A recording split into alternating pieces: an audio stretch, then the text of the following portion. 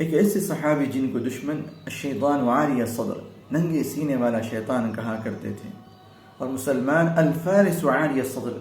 یعنی ننگے سینے والا شہسوار کہا کرتے تھے۔ ایک جنگ کے اندر جو رومیوں اور مسلمانوں کے درمیان ہوئی، جس کا نام اجنادین تھا، جس میں رومیوں کا سپہ سالار وردان نامی پہلوان جو جنگی امور کا بڑا ماہر تھا، جب اس کا سامنا مسلمانوں سے ہوا، مسلمانوں کے امیر خالد بن ولید رضی اللہ عنہ تھے، تو اس نے مسلمانوں پر حملہ کرنے کے لیے آرمینینز کو، جو تیر اندازی کے اندر اور نیزہ بازی کے اندر بڑے مشہور تھے، مقرر کیا کہ مسلمانوں پر حملہ کرے۔ جیسے ہی مسلمانوں کا سامنا ہوا،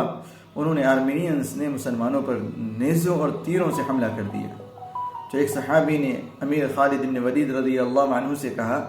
کہ یہ حالت رہی، مسلمان زخمی ہوتے رہے تو مسلمان نا امید ہو جائیں گے، مایوس ہو جائیں گے، آپ مجھے حکم دیں کہ میں ان کو الجھاتا ہوں۔ حضرت خالد رضی اللہ عنہ نے ان صحابی سے کہا کہ ٹھیک ہے، آپ جا کر انہیں الجھائیں۔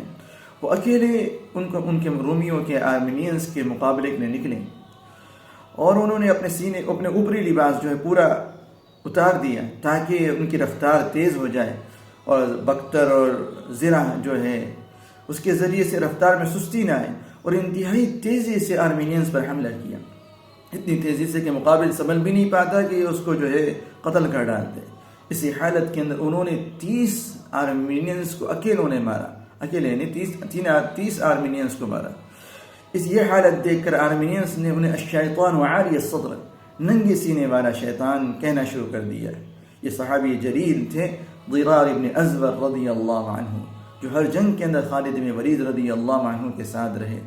جنہیں خالد بن ولید رضی اللہ عنہ کے لشکر میں خالد بن ولید رضی اللہ عنہ کے بعد دوسری حیثیت دی جاتی تھی۔ یہ بڑے مشہور صحابی، بڑے بہادر صحابی، جب اپنی رفتار تیز کرنا چاہتے تو اپنا اوپری لباس جو ہے اتار دیا کرتے تھے۔ اسی وجہ سے مسلمان انہیں الفارس عاری الصدر، ننگے سینے والا شہسوار، اور دشمن الشیطان عاری الصدر کہا کرتے تھے، یہ ننگے سینے والا شیطان کہا کرتے تھے، رضی اللہ عنہ وارضاہ۔